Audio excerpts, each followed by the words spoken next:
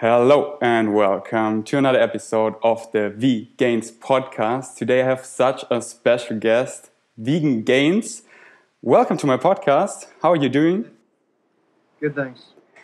First, I have a quick question because many people say I butchered your name because I'm branded as Vegains, like vegan and gains, and I got the name a long time before I even knew about you. And at the beginning, I had a small social media reach, and then I saw your channel, and I really dig what you're doing. And do you mind that I have a similar channel? A similar name, or don't you really care? I really don't care. Okay, good. So we got it out of the way. The first question I got for you is, how is Finn? Finn's doing really well. He broke his leg a couple weeks ago, but he had surgery. It was a really good success. The spot he broke the bone in was very easy to repair. And he's off his pain medication now, and he's doing fine. He's not really in much pain at the moment, so that's good, especially without the pain meds. And I think it's only another 2 weeks, and then he can take the cast off. So that's good to hear. And then you won't let him in the bed anymore, right? No, yeah, he'll lay on the floor because we can't trust him. Or what you could do, we have a pallet bed. You know, we have 4 pallets and a nice mattress on top, and then it's not that high. But you probably don't want to get another bed. Yeah. Next question, probably a boring question for you, but I got it quite a lot, is why and how did he turn vegan? Would you like to share it with us?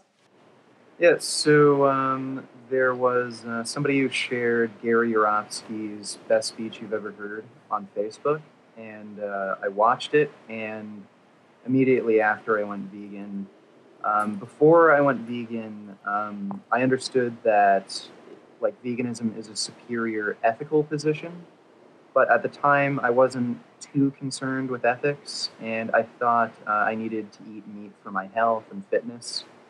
But after watching that speech, it just gave me no excuse. I found out that there's no health benefit, and in fact, it harms your health to eat meat. It doesn't help your athletic performance, and there's every moral reason to go vegan. So right after I saw the speech, I just went vegan, cold turkey. And when was that? That would be like 7 years ago. Oh, wow. Yeah, it's a powerful speech. It also turned my girlfriend vegan, and it's free. It's on YouTube. Everyone can watch it. It's called, I think, the Best Speech Ever from Gary Yourofsky. Yeah.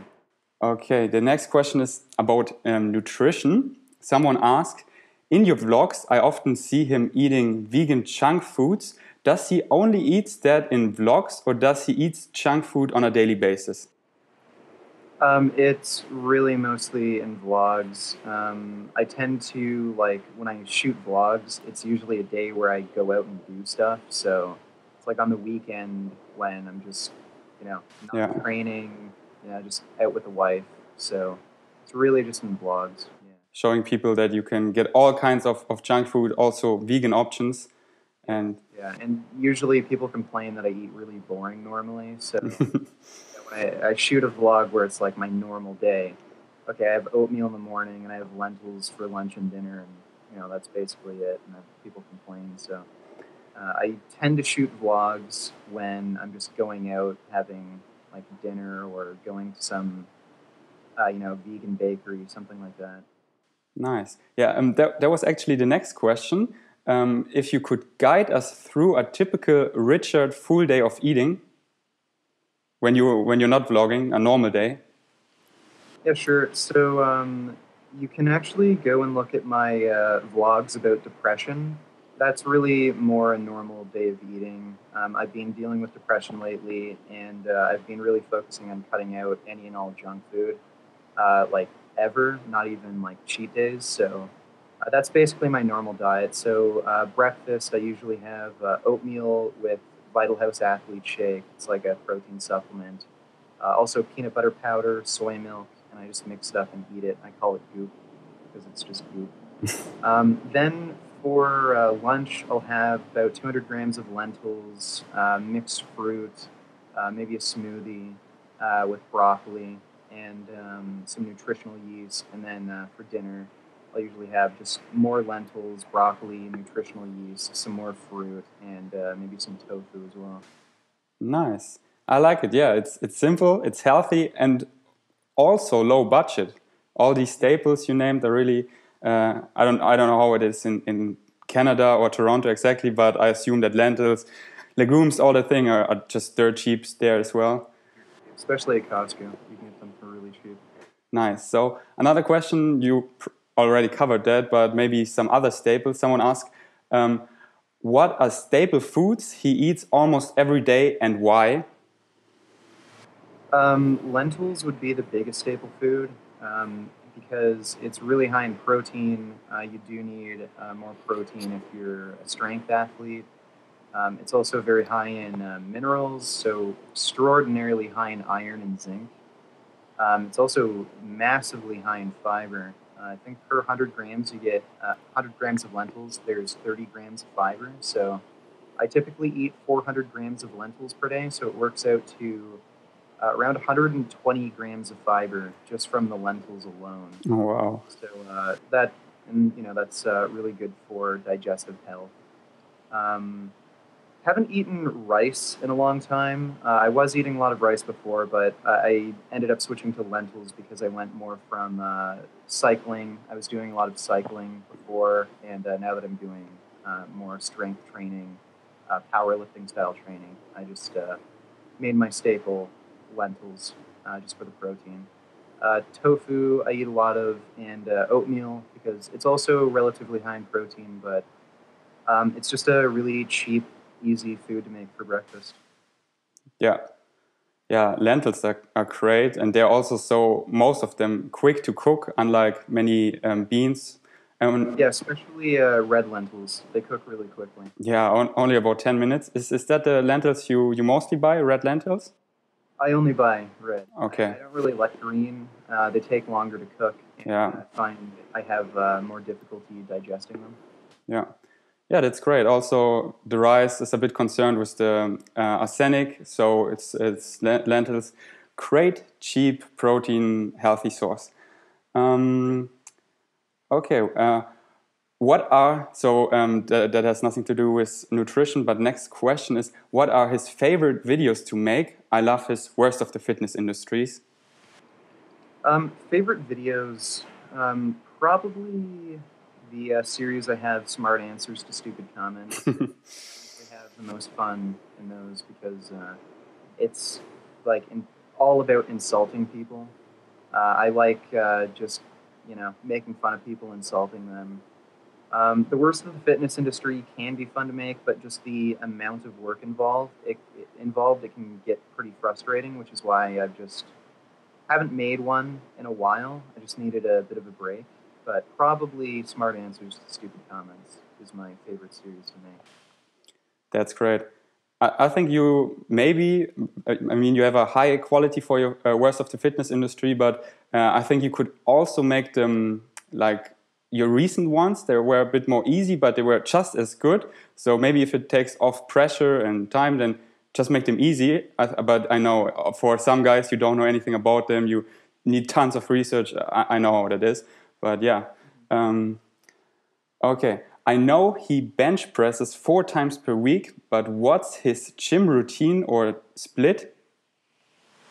Okay, so right now I'm not really doing any leg training just because of a few injuries. I have a problem with my left knee, which has also caused a problem with my right hip and lower back. So right now I'm just not doing any leg training, just letting myself heal, focusing on stretching and range of motion work. So it's really just upper body. I'm pressing 4 days a week. So basically Monday I'm benching, Tuesday I'm benching, then it's like a day off, then Thursday I'm benching, Friday I'm benching, then another 2 days off. And I have 2 full upper body sessions per week. So that's basically my split right now. I'm hoping in the next month or 2 I can get back to leg training though. So when you bench press, do you then do your full your upper body training afterwards, or on your rest days, on your bench rest days? So on the two bench days, I do a full upper body workout, and bench is my first exercise. But the other two pressing days, it's just bench, maybe a little bit of accessory work like doing abs or something like that. Because bench is your focus right now. You want to get stronger, right? Okay. And maybe do you have another focus exercise, a pull exercise or something where you want to get stronger on your upper body training? Well, bench is my focus right now. I do want to be balanced, so I am doing like a lot of rows and pull-ups. Mm-hmm. And your legs, can you cycle or nothing? I can cycle. I've been cycling. I've been riding my mountain bike a fair bit. I'm trying to start to do tricks like wheelies and bunny hops. That sounds like another leg injury is incoming. Maybe, but it's fun. I'm being careful. Yeah. Yeah. But your legs, I'm curious, is it something chronically or can get back? I've had 4 surgeries in my left knee, and because of that, I don't have much range of motion in my left knee. And that's affected the way I've been doing squats. So it's made me use a technique that's kind of messed up my hips and lower back. So I'm just going away from all leg training right now, and I'm just really trying to improve the range of motion in my left knee so that I can actually squat properly, so that I won't have these issues when I go back to training. And do you miss leg training, or are you a guy you don't really care about legs? No, I miss leg training. I'd like to have really big, strong legs, but right now I just have to focus on that is important, and I'm sure you will be able to, because there's so many exercises. You don't have to do squats, but machines or your calves or your hamstrings, I'm sure there are some ways. And yeah, I mean, I could do some like dinky work, like isolation exercises, but I'd just rather not even bother. I just want to focus on healing, improving the flexibility in my lower body right now, especially just the range of motion in the knee. I maintain muscle mass extremely easy too, so I haven't really lost much size in my legs anyway. So I'd just rather not bother just doing some isolation work. Yeah, and it's just a waste of time, really. And then you get a chance to completely heal up, and now with your clean diet, lots of anti-inflammatory. So and your upper body trainings, I'm curious, would you like to guide us through one example, like bench press and then? Yeah, sure. So right now, bench is my biggest focus. I want to bring it up to 405. My max bench right now is 315 pounds. Wow. I think that's around 160 kilos. Yeah. But yeah, I want to try to get up to 405 by the end of the year. So right now, I'm really focused on just strength training for my chest. So like Monday, I'll come in, I'll practice really heavy singles. So I'll work with about 95% of my 1 rep max just for 3 or 4 singles. Then the next day, I'll come in and do about 4 to 5 sets of 3 reps with 90% of my 1 rep max. Then it's a rest day. Then Thursday, it's 80% of my 1 rep max for, 4 to 5 sets of 4 reps. And then Friday, it's a lighter day where I use 60% of my 1 rep max, and it's 4 sets of 6. And that day, it's kind of more like a deload. It's more just to help with recovery than for any real serious overload training. And there's 2 days where I just have a big upper body workout where I just hit everything. Sounds great. Sounds like a good structure, and you periodize your training, and yeah, that is great. Someone asked, cold water or room temperature water during the workout? I just prefer cold. I've heard some people say it makes you more likely to get cramps or something. I've never had that issue. Cold water is absorbed easier, so I'd just go with cold. Yeah, I also say do as you like, and I prefer room temperature just because I can drink more, because I love to drink more. But yeah, just what you prefer. Someone asked, I've noticed Vegan Gains doesn't post any recent topless pics. Does he feel pressure to show off a certain aesthetic look? What does he think about body image issues? Okay, so I do have body dysmorphia. It's not the worst I've ever seen, but I don't really have a great idea of what I really look like. So I'd rather just not kind of feed that mental health issue I have by trying to feel pressured to look a certain way, and I'd rather just focus on strength training at the moment.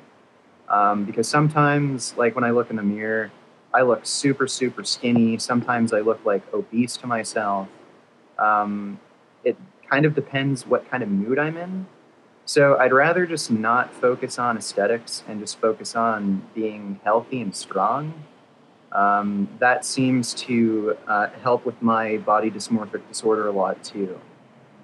When the focus isn't just on looking perfect and it's more just being healthy and fit, then I seem to have a more healthier body image.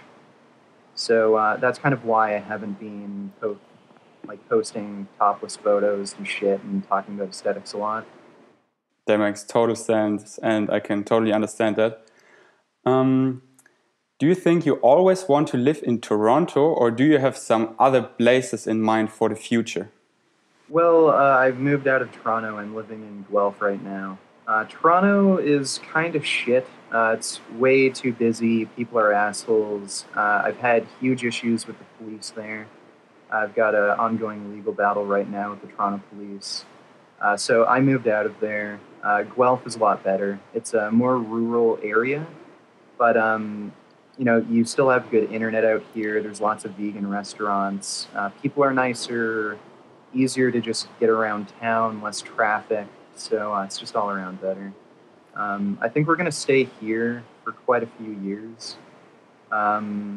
I'd like to move somewhere warmer, but there's always, weird trade-offs with that. So, like what? Oh, like if I were to move down to the States in Florida, yeah, it's warm all year round, but you also have hurricanes. Mm-hmm. I'm not a big fan of the legal system down there. Like there's the 3-strike law where if you commit 3 crimes, you can go to jail for life. It's 25 to life. Minimum mandatory sentencing, like their drug laws are ridiculous too. Like if you're caught with marijuana, you can go to prison for years. There's also stand your ground, where if somebody just feels threatened, they have the right to just shoot you dead. And considering my issues with the police already, it's just not a great place to live. So, Canada, the winters suck, but I'd take that over living somewhere like Florida. Yeah, that makes sense. And where you live now, that is close to Toronto, right? Yeah, it's relatively close. It's pretty easy to get to Toronto. And then probably more fun to ride your electro motorcycle, right? Yeah. And probably also cheaper. Yeah. Rents, are you talking about rent or the cost of the bike? No, the rent and just living costs. Oh, yeah. Rent in Guelph is way cheaper. In Toronto, I was paying like $1,700 per month for rent, and I only had a 1-bedroom plus den apartment. Oh, wow. Tiny. Here, I'm paying the same, but it's 2-bedroom, 2-bathroom plus den. It's at least twice the size. It feels like it's around 3 times the size, especially since the kitchen and the living area is completely separate, so it's a lot bigger. And probably also nicer for Finn, right? For more nature. Yeah. That too. There's a lot more parks around the area, a lot less, city and traffic and stuff. Nice. Are there some other places? Wait 1 second. Yeah, we covered that basically already. Are there some other places you like where you could see yourself living? Or do you want to elaborate on that more? Well, I was thinking of moving down to British Columbia, like maybe Vancouver. The problem is it's a bit expensive. That's the main issue. Apparently, the internet infrastructure isn't that great there either, and I really like having gigabit. The reason I'd like to move there is just because the winters are way more mild. Yeah, true. I love Canada so much, but I've never been in the winter. But when I look the weather forecast for year round, it just frightens me that you have to go through such a long, cold winter. But yeah, you have so many upsides, just so much nature, untouched nature, what we don't have in Germany. Huge lakes and wildlife and not so many humans. It's, I think, only around 30 million citizens in the whole Canada. And that is... Yeah, the winters are just so terrible, though. It was snowing up until May. Oh. It was just brutal. I was already shirtless. Usually it ends up like warming up at around April, but this year it stayed cold until May. It was brutal.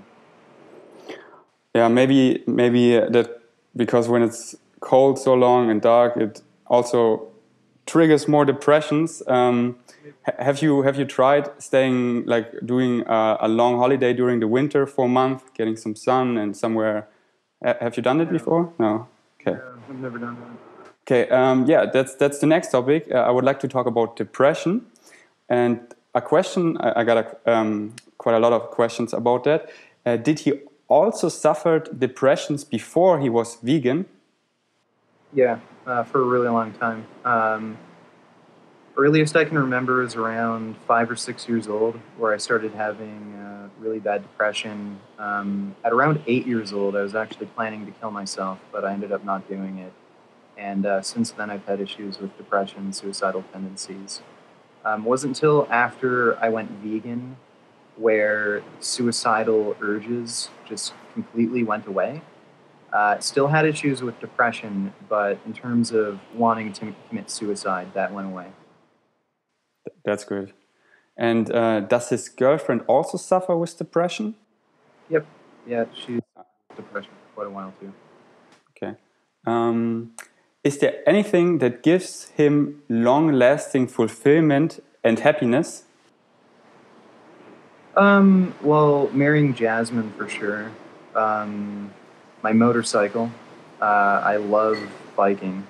That's a huge one. I do love training too. When you're depressed, though, you can really lose motivation. So it can be hard to motivate yourself to go to the gym. But once you actually start training, I find that it really helps. But these things are great. Physical exercise is something so ingrained in us. Social interaction is something so ingrained in us. And just having a nice hobby like motorcycle, that is already a good foundation. And does sharing his depression makes it better or worse? I think it's kind of neutral. I just like to share these things just because I think it's relevant to health and fitness. And, it's good to talk about it to try to help other people, even if it doesn't help yourself. Yeah, and also to get to know you more, like why you are, like to understand why you are the way you are, if that makes sense. So I really like it that you're so open about it, and then I can understand all your actions you're doing. And yeah, okay, that was already super fast, your answers, and it comes down to my last 3 questions I always ask my podcast guests. And the first question is, what scares you? What scares me? Not much. I guess like my biggest fear would maybe be becoming mentally retarded or something. I'd hate to like get shot in the head and not and live and become like a vegetable basically. That's probably my biggest fear. I've had a few near-death experiences. I'm not really afraid of dying or anything, but yeah, I guess just becoming mentally retarded would be my biggest fear. Yeah. Best advice you've ever received? I guess to go vegan, really. Yeah, it massively helped with my depression, which is great. I don't want to kill myself anymore since I've gone vegan. So that's probably made the biggest impact on my life. So that would have to be the best advice. Nice. And the last question is, what is the future of veganism?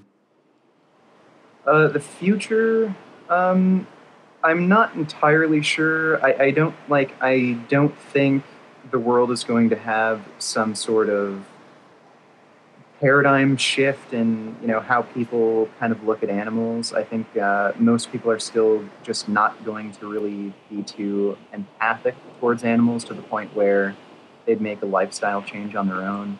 I think what's going to end up happening is just with technology, the meat industry is just going to become obsolete. So instead of farming animals for food, we're going to switch to laboratory meat. And then probably along the way, just animal agriculture is going to become banned because, people will just see it as sort of a, barbaric, obsolete, ridiculous practice. So I think that's probably where we're headed. But yeah, I don't have too much faith in humanity to think that we could all kind of come together and say, oh, we shouldn't stop eating animals anymore. I think it's pretty much just going to come down to advances in technology, which will make the world vegan. But that is also a great solution, because I think after lab-growing meat, as you said, the next step is just that people go plant-based entirely because they don't see the use of it anymore, the need of it anymore, and maybe gets banned, or that veganism hopefully comes to the norm, and that you have to ask in restaurants, do you offer meat or this and that, but it is something like it used to be, a side dish or a condiment or something you eat on a Sunday, but not breakfast, lunch, and dinner. So yeah. Maybe. There's a lot of ways it can go. I know, I've heard a few people make this argument, with genetically modified organisms, there's still a huge pushback against it, and there's this perception that they're not healthy. The same thing might happen with lab-grown meat. People might just have the perception that it's unnatural, unhealthy, you shouldn't eat it, we should still eat grass-fed, free-range animals, that kind of horseshit argument. So it could go either way, but I think the most likely situation to happen is that people just switch to lab-grown meat. And then eventually animal agriculture will be banned. I don't know how that will affect dietary habits in the long run. People might end up eating more meat and becoming more unhealthy, even if it's laboratory meat. I'm not sure. Yeah, we will see, but I'm really optimistic, and what I hear from you, you're quite optimistic too. Not really. Not really about humanity, but about coming an end to factory farming, how it is done now. Yeah, I think eventually it will happen. Probably in the next couple decades, hopefully. It really depends when lab-grown meat becomes economically viable. Because it's also like that there's an expiry date, because at some point we just have fishless oceans and not enough resources to do this concept anymore. So hopefully it will come to an end, hopefully soon. And thank you so much for your time and your great answers. I really appreciated it. And do you have any last words to say? Not really. Just go vegan. That's what all my guests say. So thank you. Take care. No problem. Take care. Bye-bye. Bye. And there you have it, my fastest podcast with a guest ever. He just straight answered the question, which is super nice and I highly appreciate it. And the next video I saw of him, he shared that his depression got to the strongest point ever. So that's why he was probably a bit down during the podcast. We didn't really get into this nice conversational flow I usually get into with my other guests, and then my podcast always end up taking over an hour, which I love to dive in deep and be in the flow state. But he was really polite and answered all of my questions, and I really appreciated that, and I hope you too, and that you got something out of it. Let me know down below, and if you want a guest on my podcast, then also let me know down below, and I try to make it happen. And there is nothing really else to say. Yeah, the sound was also super not so good. At the beginning it was so bad that I thought I would lose the podcast, but then someone of my community helped me out to get the podcast, to get the audio to a decent sound. So I uploaded it. because I usually record my podcast if it's via the internet, because the guest is not around me, via Skype, but he doesn't want to use Skype. Richard, he wants to use Google Hangout, and I wasn't familiar with recording Google Hangout calls, so the audio was really messed up from his side. But fortunately, someone so nice helped me out in my community and got the sound so I could, alright, really nice compared to what it was before, unusable. So thank you to the person that allowed me to share this podcast, and next time I will make a better sound, I promise. You know, it's always the side from my guest, but I messed up recording the sound. It was my fault. Anyways, and the best sound is always when the guests are close to me, and that is what I want to have eventually in the future. My dream is to have my own podcast studio and invite my guests to my home, and then, you know, just have the best sound in person. Whew. Anyways, thanks for watching or listening, probably. And nothing more to say. I see you next time. Subscribe if you haven't liked the video. Let me know down below your thoughts and your future guests, and I don't talk anymore. Peace. Out.